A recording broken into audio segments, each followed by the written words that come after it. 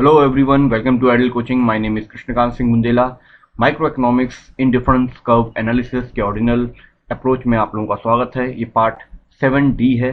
इसमें हम लोग कंज्यूमर इक्विलिब्रियम पढ़ रहे थे और उसका ये 7D जो कि प्राइस इफेक्ट से रिलेटेड है. इसके पहले हम लोगों ने इनकम अफेक्ट कर लिया है और सब्स्टिट्यूशन अफेक्ट कर लिया है. अब हम देखेंगे कि प्राइस का कैसे अफेक्ट होता है इन डिफरेंस कर्व के थ्रू. ये तो हम सब लोग जानते हैं कि किसी भी प्रोडक्ट की दो चीजें बहुत इंपॉर्टेंट होती हैं. सबसे पहले तो उसकी प्राइस और दूसरा होता है उसकी क्वांटिटी. दो चीजें हमेशा इससे जुड़ी रहती हैं. क्वालिटी भी होती है लेकिन मेनली किसी भी प्रोडक्ट के लिए प्राइस और क्वांटिटी का प्राइमरी रोल होता है. अगर ये प्राइस बढ़ती है तो लोग क्वांटिटी कम कर देते हैं और अगर प्राइस घटेगी तो लोग क्वांटिटी बढ़ा देते हैं. यानी प्राइस के हिसाब से क्वांटिटी में बदलाव होता है. यानी प्राइस का पूरा असर क्वांटिटी पर होता है और ये जो प्राइस का असर होता है क्वांटिटी पर, इसी को बोलते हैं हम लोग प्राइस अफेक्ट. अब ये प्राइस कैसे अप डाउन होती है, इस पर किसका असर होता है? प्राइस पर असर होता है relative price of goods in question से. मतलब सपोज किसी प्रोडक्ट की कोई प्राइस है, उसको हम रेशियो में लेंगे उस एवरेज से जो बाकी सारे प्रोडक्ट्स का होगा. सपोज हम लोग कोई एक प्रोडक्ट ले रहे हैं, कोई मोबाइल ले रहे हैं और उस मोबाइल की कोई प्राइस है और कोई कॉन्फ़िगरेशन है, तो उसी कॉन्फ़िगरेशन के बाकी सारे कंपनियों के मोबाइलों का जो वेटेड एवरेज होगा उससे हम उसकी प्राइस को डिवाइड करते हैं. That is known as relative price of goods. उसके बेसिस पर ये प्राइस पता लगती है कि ज़्यादा है कि कम है. मगर कुछ चीज़ें कॉन्स्टेंट रहनी चाहिए, जैसे इनकम ऑफ कंज्यूमर, उसके टेस्ट, उसके प्रेफरेंसेस और जो अदर गुड्स हैं उसकी प्राइसेस. ये अगर कांस्टेंट रहती हैं तो प्राइस अफेक्ट काम करता है. यानी कि इसमें हम कोई कंपनसेशन नहीं करेंगे, इनकम में हम वेरिएशन नहीं करेंगे ताकि उसको हम कांस्टेंट रख सकें जबरदस्ती. इनकम कांस्टेंट है नो डाउट, लेकिन इसको हम जबरदस्ती कांस्टेंट नहीं करेंगे. अगर किसी चीज की प्राइस गिरती है तो ये इनकम यानी कि हमारा परचेजिंग पावर बढ़ जाता है, जैसा मैंने आपको पिछले वीडियो में बताया. लेकिन अब हम इसको टच नहीं करेंगे. ऐसा क्यों?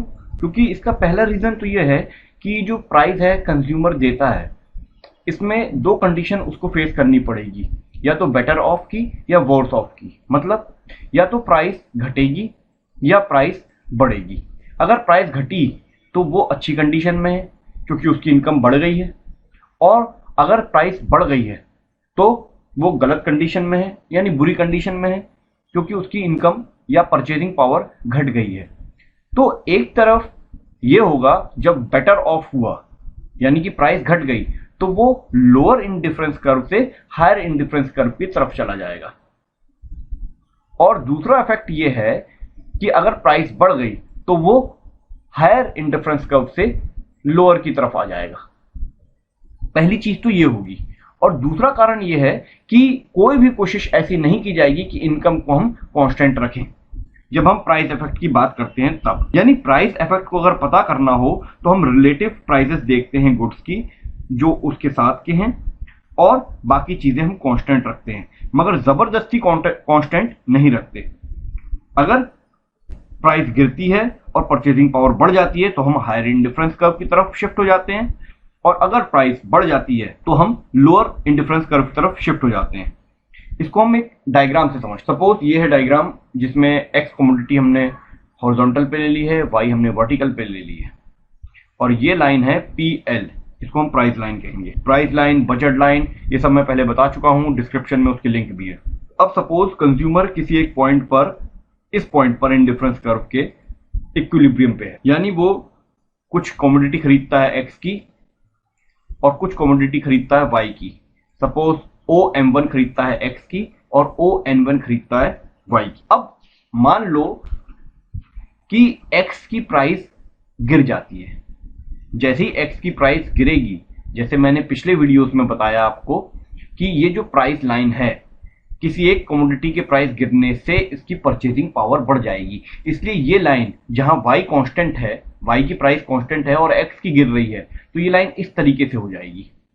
यानी इसका थोड़ा एक्सटेंशन हो जाएगा, ये हो जाएगा PL1. और यहां पर जो हमारा इंडिफरेंस कर्व आएगा नया, उसमें एक अलग इक्विलिब्रियम पोजीशन आ जाएगी, दैट इज Q2. तो अब ON2 हम लेंगे y का और OM2 ये लेंगे हम x का जब x की प्राइस गिर गई, यानी हम हायर इंडिफरेंस कर्व की तरफ शिफ्ट हो जाएंगे, क्योंकि उसको हायर लेवल का सेटिस्फेक्शन चाहिए है।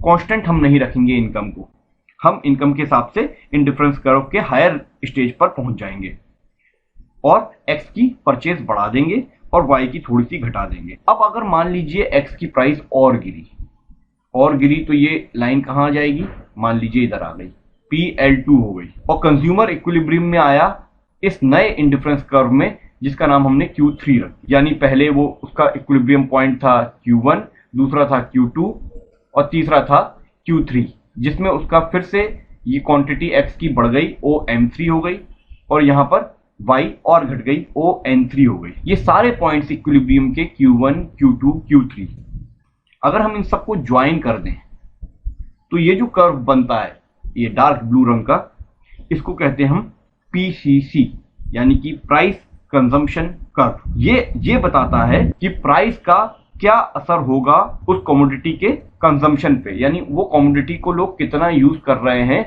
किस प्राइस पर। अगर ये प्राइस है तो इतना यूज हो रहा है, अगर ये प्राइस है तो इतना यूज हो रहा है, अगर ये प्राइस है तो इतना यूज हो रहा है। यानी ये एक तरीके से हमको एक ग्राफ बताता है कि प्राइस का असर उसके प्रोडक्ट के कंजम्पशन पर, उसके यूज पर कितना है। अच्छा, अब ये कर्व नीचे की तरफ शिफ्ट हो रहा है, डाउनवर्ड फॉलोइंग, क्योंकि x की प्राइस गिर रही है तो x की क्वांटिटी लार्जर होती जाएगी और y की कम होती जाएगी। तो ये अलग अलग प्रकार से इसके कर्व बन सकते हैं। ये वाला कर्व है डाउनवर्ड स्लोपिंग, जब x की प्राइस घटती भी जाए और x की क्वांटिटी भी लोग बढ़ाते जाएं। ऐसा भी कोई प्रोडक्ट हो सकता है। अगर आपको ऐसा कोई प्रोडक्ट का एग्जांपल पता हो तो आप कमेंट में लिखिएगा। और ये होता क्यों है, क्योंकि डिमांड x की इलास्टिक हो जाएगी, प्राइस इलास्टिसिटी एक से ज्यादा हो जाएगी। अभी इस पर ध्यान मत दीजिए, जब मैं इलास्टिसिटी पढ़ाऊंगा तब समझ में आएगा, लेकिन अभी इतना समझ लीजिए कि x को हम ज्यादा खरीदते हैं और y कम होता जाता है, इसलिए डाउनवर्ड स्लोपिंग है। सेकंड, अपवर्ड स्लोपिंग, जहां पर हमको जो इक्विलिब्रियम पॉइंट्स को हम जब ज्वाइन करते हैं तो ये हमको इस तरीके का मिल जाए, ऊपर की तरफ जाने वाला मिल जाए। ये कब होता है? ये तब होता है जब x की प्राइस गिरे और x और y दोनों की परचेजिंग बढ़ जाए। ऐसा कैसे हो सकता है? एक की प्राइस घटे और दोनों की क्वांटिटी लोग ज्यादा खरीदने लगे एक की वजह से। ये तब हो सकता है जब दोनों प्रोडक्ट एक दूसरे से जुड़े हुए हों। ऐसा मैं आपको हिंट दे रहा हूं, कमेंट में आपको बताना है कि अपवर्ड स्लोपिंग का एग्जांपल क्या होगा। कॉम्प्लीमेंट्री गुड्स वगैरह कुछ होता है, ऐसा कुछ है, ये मैं हिंट दे रहा हूं आपको। इसके बाद हम आते हैं बैकवर्ड स्लोपिंग पे, यानी x की प्राइस जब गिरती है तो लोग x को ही ज्यादा नहीं खरीदेंगे, ज्यादा y को खरीदेंगे, y ज्यादा खरीदेंगे और x को और कम खरीदना शुरू कर देंगे। ऐसा कब होता है? मैं आपको पहले पढ़ा चुका हूं।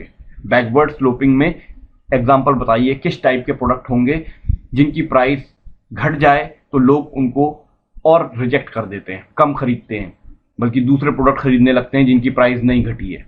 ऐसा कब हो? इसके बाद आते हैं हॉरिजॉन्टल स्लोपिंग पर।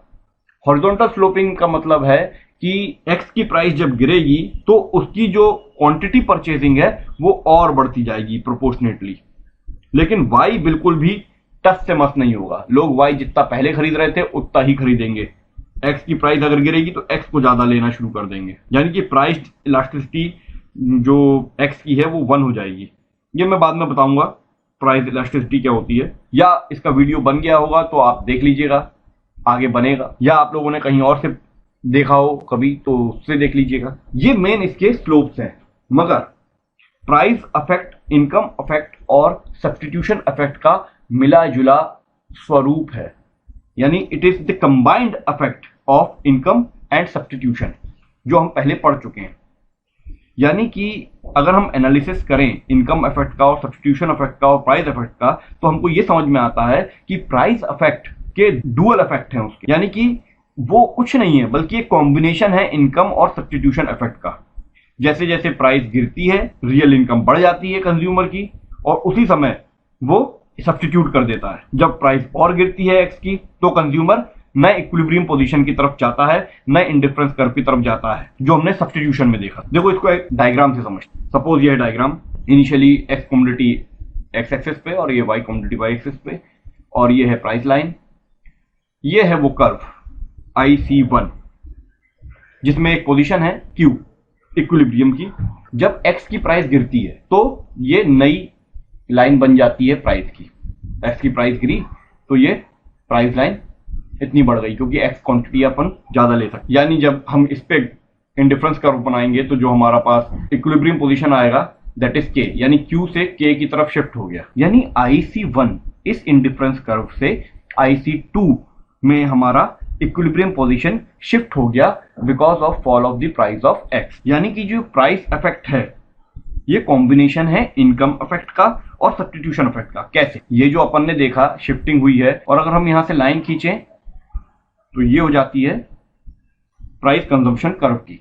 मगर ये प्राइस कंजम्पशन कर्व की जो लाइन है ये कंबाइंड इफेक्ट है इनकम इफेक्ट और सब्स्टिट्यूशन इफेक्ट का। चलो इसमें ये तो समझ में आ रहा है Q से K की तरफ जब शिफ्ट हुआ तो एक सब्स्टिट्यूशन इफेक्ट हुआ जो हमने पढ़ा था सेकंड मेथड, हिक्स एलन का फर्स्ट मेथड पढ़ा था और स्लट्स-स्काई का हमने सेकंड मेथड पढ़ा था जिसमें हमने देखा था कि इंडिफरेंस कर्व आगे बढ़ जाता है। तो यहां पर ये Q से K की तरफ शिफ्ट हो रहा है तो इसमें इनकम इफेक्ट कहां है? ये तो सब्स्टिट्यूशन इफेक्ट है। इनकम इफेक्ट को समझने के लिए हम क्या करेंगे, ये जो हमने प्राइस लाइन थी हमारी पहले वाली PL, इसके पैरेलल हम इस इंडिफरेंस कर्व पे एक और लाइन खींचेंगे। ये मैंने आगे तक नहीं खींची, नहीं तो ग्राफ बहुत बड़ा हो जाता। लेकिन अगर हमने ये खींची लाइन और ये जहां कोइंसाइड कर रही है ये पॉइंट होगा इनकम इफेक्ट के हिसाब से नया इक्विलिब्रियम पोजीशन। अगर आपने इनकम इफेक्ट नहीं देखे हैं तो उसके वीडियोस देख लीजिए, उसमें आपको पता लग जाएगा कि किस तरीके से हम पैरेलली एक लाइन खींचते थे और वो हमारा नया इक्विलिब्रियम पोजीशन बन जाता था जहां पर इंडिफरेंस कर्व कोइंसाइड करता था और फिर वहां से हम एक लाइन खींचते थे जिसको हम इनकम कंजम्पशन कर्व बोलते थे। यानी Q से K की तरफ आने में Q से वो Q1 पे गया और Q1 से K पे आया, क्या? Equilibrium position. इसीलिए ये जो PCC है it is combined effect of income and substitute. यानी अगर हम लाइन खींचें तो ये क्या हो रहा है, जब X सस्ता हुआ, X को हमने ज्यादा सब्स्टिट्यूट किया Y की अपेक्षा, Q से Q1 की तरफ गए थे पहले, फिर Q1 से हम K की तरफ आ गए। यानी इनकम इफेक्ट की वजह से उसने X की परचेजिंग ज्यादा कर ली। यानी OM से कहां आ गया, वो OM1 पे आ गया। यहां पर देखिए Q1 से जुड़ रहा है और उसके बाद सब्स्टिट्यूशन इफेक्ट की वजह से उसने और अपनी बढ़ा ली परचेजिंग ऑफ X।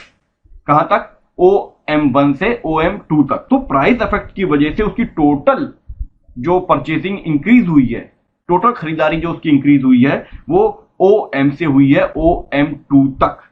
यानी M से M1 तक इनकम इफेक्ट और M1 से M2 तक सब्स्टिट्यूशन इफेक्ट, यानी combined effect. That's it. Next video में हम करेंगे डेरिवेशन डिमांड कर्व का इंडिफरेंस कर्व की मदद से। Thank you.